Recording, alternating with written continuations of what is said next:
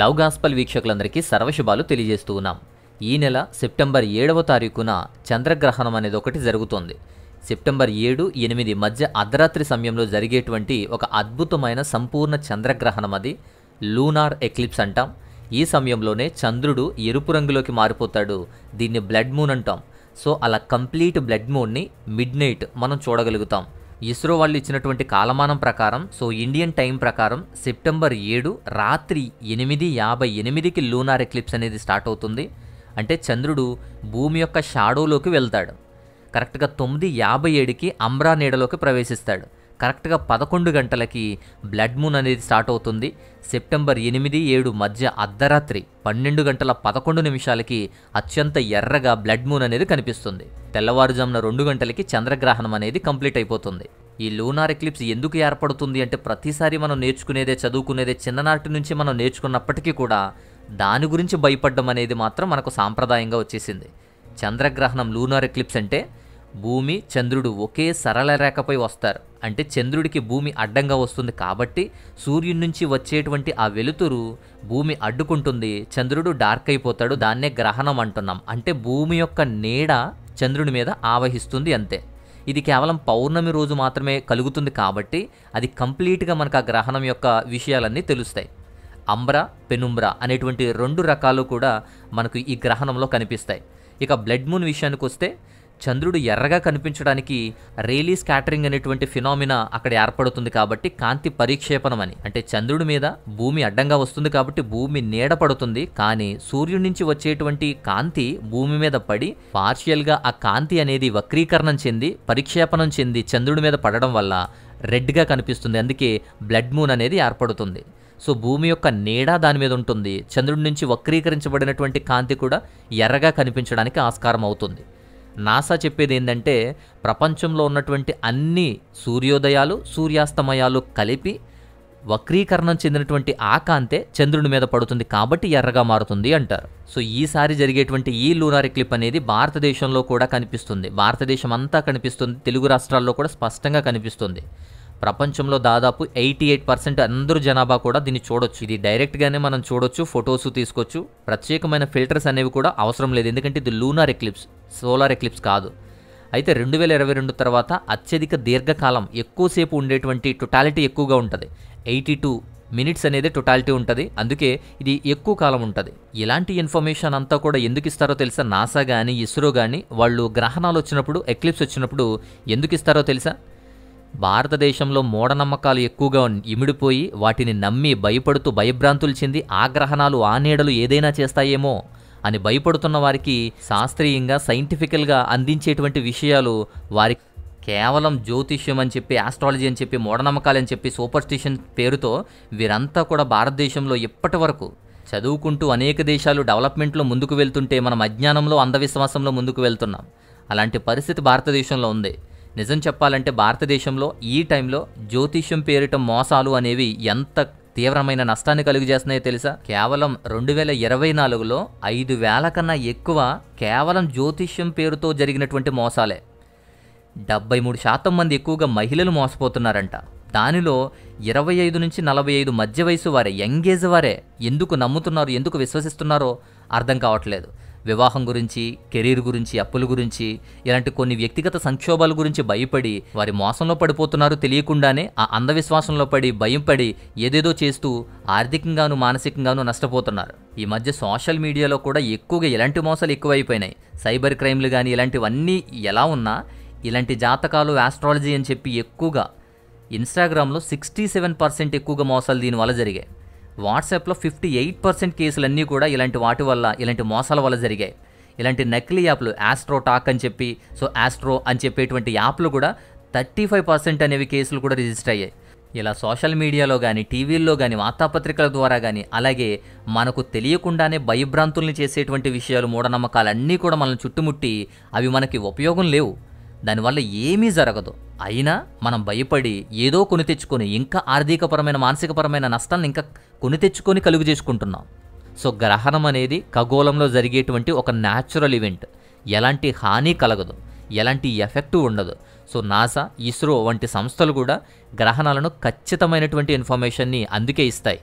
So దీనికి ఎలాంటి పరిహారాలు, పూజలు, ఎఫెక్ట్లు ఏమీ ఉండవు. క్రీస్తు శకం 499లోనే ఆర్యభట్ట అనేటువంటి వేదాంతవేత్త గ్రహణాలను శాస్త్రీయంగా వివరించాడు. అలాగే ఇలాంటి వేదాంతవేత్తలు భారతదేశంలో శాస్త్రీయంగా అవలంబించినటువంటి విషయాలని ఇప్పుడు క్యాష్ చేసుకుని వాటిని మూఢనమ్మకాల వైపు తిప్పేశారు. ఆర్యభట్ట కానీ, తర్వాత వచ్చినటువంటి వేదాంతవేత్తలు కానీ, తర్వాత వచ్చిన శాస్త్రవేత్తలు కానీ ఎవరూ కూడా ఇవి మూఢనమ్మకాలుగా కానీ, లేదా వీటి వల్ల ఏదో ఎఫెక్ట్ జరుగుతుందని కానీ, వీటి వల్ల ఏదో హాని జరుగుతుందని కానీ, పరిహారాలు చెల్లించాలని కానీ ఎవరూ ఎక్కడా చెప్పలేదు. కేవలం శాస్త్రీయ పరంగా మాత్రమే వివరణలు ఇచ్చారు. అలా భారతదేశంలో పూర్వీకులే, శాస్త్ర పండితులే గ్రహణాలను చక్కగా అర్థం చేసుకొని ఇవి సహజమైనటువంటి న్యాచురల్ ఈవెంట్ అని అర్థం చేసుకుని శాస్త్రీయ పరంగా వాటిని మనకు అందిస్తే వాటిని ఇక్కడ మిస్లీడ్ చేసి మూఢనమ్మకాల వైపు అందించేస్తున్నారు. ఎక్కడో ఖగోళంలో ఏదో జరిగితే అది నీ ఇంట్లో నీకు, నీ మానసికంగా, నీ ఆర్థిక పరంగా అన్నిటికీ ఎఫెక్ట్ అవుతుంది అంటే ఎట్లా? నిజంగా ఒక గ్రహణం వల్ల లేదా గ్రహాల వల్ల ఏదైనా ఒక ఆస్ట్రాయిడ్ వల్ల నష్టం కలిగినప్పటికీ కూడా చాలా ఎఫెక్ట్ ఉంటుంది. పిడుగులు లాంటివి, లేదా కాలిపోవడం లాంటిది, తుఫానులు, సునామీలు, భూకంపాలు లాంటివి వస్తాయి. అలాంటిది ఖగోళంలో జరిగేటువంటి వింతల్లో మీ దేశం లేదా మీ రాష్ట్రం చాలా చిన్న నలుసు వంటిది. అందులో మీ ఇల్లు కానీ, మీ భవిష్యత్తు కానీ, మీరు కానీ, మీ మానసిక పరిస్థితులు, మీ ఆర్థిక పరిస్థితులు, మీ కుటుంబం, మీకు అనేది అసలు లెక్కలోకి కూడా కనీసం నలుసుగా కూడా ఉండనటువంటి పరిస్థితి మీది. అలాంటి పరిస్థితుల్లోకి ఎక్కడో ఖగోళంలో జరిగే వింత మనకు అపాయం కలుగజేస్తుంది అంటే అత్యంత బాధాకరమైన పచ్చి మూఢనమ్మకం అది. పైగా పాటించేవాళ్ళు, నమ్మేవారు కొద్దిమందే, పాటించిన వారు ఎక్కువే ఉన్నారు. అయినా కానీ వారికి ఏమీ కలగదు, వీరికి ఏమీ కలగదు. దోషాలు పోతాయని చెప్పి ఏదో వ్రతాలు, పూజలు చేసినా చేయలేని వారు బాగానే ఉంటారు, చేసిన వారు బాగానే ఉంటారు. కాబట్టి గ్రహాల వల్ల, వాటి ఎఫెక్ట్ల వల్ల, ఈ ఎక్లిప్స్ వల్ల భారతదేశంలో మూఢనమ్మకాలు పెరుగుతున్నాయి తప్ప తరుగుతులేదు. ఇండియాలో అత్యంత దౌర్భాగ్యం ఏంటంటే ఇలాంటి విషయాలని శాస్త్రీయపరంగా చూడకుండా మూఢనమ్మకాల్లాగానే చూస్తారు. ఎంత చదువుకున్నా, ఏ ఉద్యోగం చేస్తున్నా, ఎలాంటి పొజిషన్లో ఉన్నప్పటికీ భయం, నీడ గురించే భయం, అంధవిశ్వాసం, అజ్ఞానం అనేటువంటి అంధవిశ్వాసాన్ని కలిగే ఉంటారు. గ్రహణ సమయంలో హానికరమైనటువంటి మోసాలు ఎన్ని జరుగుతాయో, గ్రహణ పూజలని, గ్రహణ సమయంలో ప్రత్యేక పూజలు చేయకపోతే కుటుంబానికి హాని వస్తుందని, ఇలాంటివి ఎన్ని జరుగుతాయో టీవీల ముందుకు వస్తారు, న్యూస్ పేపర్లోకి వస్తారు, పత్రికల్లోకి కానీ, టీవీల్లోకి కానీ, సోషల్ మీడియాలోకి కానీ ప్రత్యేకంగా వచ్చి ఇలాంటి గ్రహణ సమయంలో ప్రత్యేకమైన పూజలని వారు ఆ రాశుల వారికి, ఈ రాశుల వారికి అని చెప్పి ఎన్నో చేస్తారు. మీకు నిజం చెబుతాను, ఈ జ్యోతిష్య శాస్త్రం కానీ, ఆస్ట్రాలజీ కానీ వేటి మీద డిపెండ్ అయి ఉంటుంది, వేటిని బేస్ చేసుకుని ఉంటుందో తెలుసా? 9 గ్రహాలు, 27 నక్షత్రాలు, 12 రాశులు. వీటిని ఉపయోగించి అన్ని రాశులు, జాతకాలు, భవిష్యత్తులు, ఆస్ట్రాలజీ అన్నీ చెప్తారు. వీటిని బేస్ చేసుకుని నిజానికి ఈ 3 అబద్ధమే. 9 గ్రహాలు అనేది సోలార్ సిస్టంలో లేదు. దాదాపు ఇప్పుడు 13 గ్రహాలు ఉన్నాయి. 13లో 8 మేజర్ గ్రహాలు, 5 చిన్న గ్రహాలు. ఇక 27 నక్షత్రాలు అంటారు. 27 నక్షత్రాలు కాదు, మీరు తలెత్తి పైకి చూసినప్పుడు మీకు లక్షలాదిగా కనబడతాయి. సోలార్ సిస్టంలో లక్షలాది కాదు, కోట్లాదిగా ఉంటాయి. అంతేకాదు ఇక 12 రాశులను ఉపయోగిస్తారు. ఇక 12 రాశులు అంటారు. ఈ 12 రాశులు కూడా ఊహాజనితంగా ఊహించి క్రియేట్ చేసినవి, ఊహించి గీసేటువంటి గీతలు. సో ఇలా ఊహించి గీసేటువంటి గీతల మీద కోట్లాదిగా ఉన్న నక్షత్రాల్లో నుంచి కేవలం 27 నక్షత్రాలు పేర్లు పెట్టి, అలాగే గ్రహాలు 13 గ్రహాల్లో నుంచి 9 గ్రహాలు మాత్రమే తీసుకొని ఇలా వాటిని విభజించి, నామకరణాలు చేసి విభజించి జాతకం ఆస్ట్రాలజీ అంటూ చెబుతున్నారు. ఇంకా పెద్ద జోక్ ఏంటంటే ఈ జాతకం అనేది గుండ్రంగా ఉండే వాటికి వర్తించదు, స్క్వేర్లో ఉండాలి. అందుకే మీ ఇళ్ళల్లో కూడా స్క్వేర్లో ఉన్నప్పుడే వాటికి ముహూర్తాలు, జాతకాలు లేదా వాటికి వాస్తు అనేది చెప్తారు. అలాంటిది గుండ్రంగా ఉండేటువంటి భూమికి, గుండ్రంగా ఉండేటువంటి గ్రహాలకి వీరు జాతకాలు, ఆస్ట్రాలజీ ఆపాదిస్తున్నారంటే అది ఎంత అజ్ఞానమో ఆలోచించండి. ఇకపోతే అత్యంత బాధాకరమైన విషయం ఏంటంటే ప్రపంచంలో ఏ దేశంలోనూ లేనటువంటి పెద్ద వింత ఇది.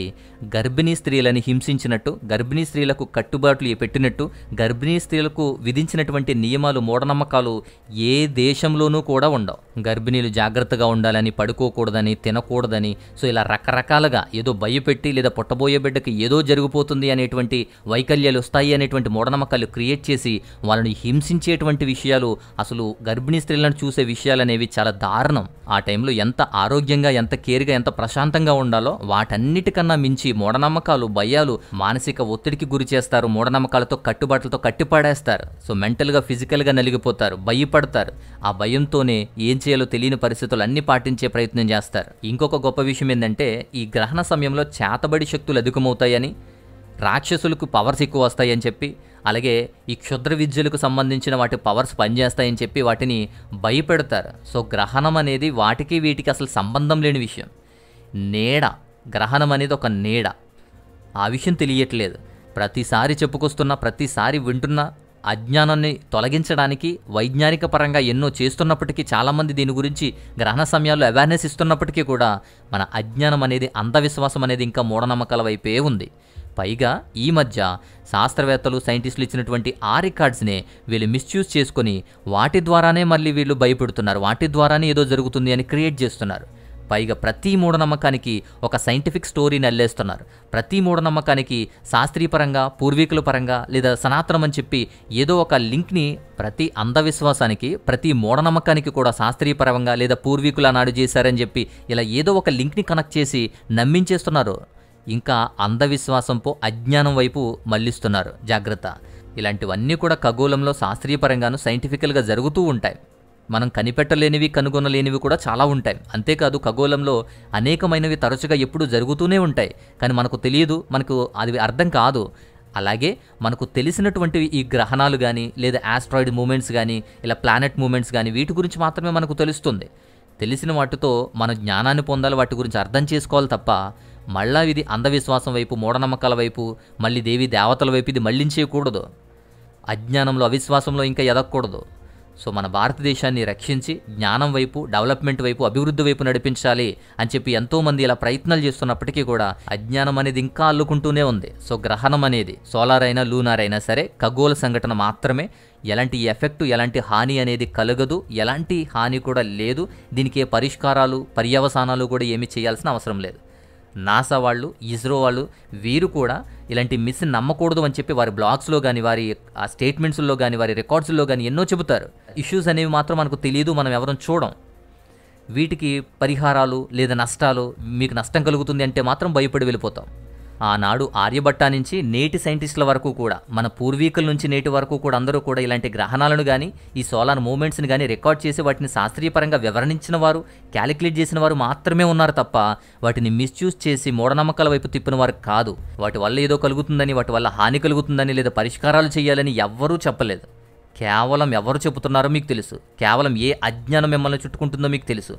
ఎవరు దోపిడీ చేద్దామని చూస్తున్నారో మీకు తెలుసు. సో ఇలాంటి అజ్ఞానాన్ని విడిచిపెట్టిన మూఢనమ్మకాలను ప్రక్కన పెట్టి నేచురల్ ఈవెంట్స్ని, ఖగోళంలో జరిగేటువంటి ఒక ఈవెంట్ని ఈవెంట్లోనే చూడండి. ఎంత చెప్పినా, ఎన్నిసార్లు చెప్పినా అజ్ఞానం అనేది, మూఢనమ్మకాలు అనేది విడిచిపెట్టేది కాదు ఈనాటి కాలంలో. కాబట్టే ప్రతిసారి చెప్పాలి, ప్రతిసారి గుర్తు చేయాల్సిందే. కాబట్టి ఈ విషయాన్ని బట్టి అర్థం చేసుకుని జ్ఞానవంతులుగా, వివేకులుగా ఉంటారని విషయాన్ని ఈ వీడియో ద్వారా అర్థమయ్యేలా మీకు వివరించడం జరిగింది. సో ఇది విషయం. సో ఈ విషయం కనుక నచ్చితే లైక్ చేయండి. ఇలాంటి అజ్ఞానంలో నలిగే వారికి ఇది షేర్ చేయండి. ముందుగా లైక్ చేస్తే అనేక మందికి ఇది షేర్ అవుతుంది, అనేక మంది చూడడానికి ఉపయోగపడుతుంది. సో మరొక అద్భుతమైనటువంటి మంచి అంశంతో మరొక వీడియో ద్వారా నేను మరలా వస్తాను. అంతవరకు సెలవు. నమస్తే.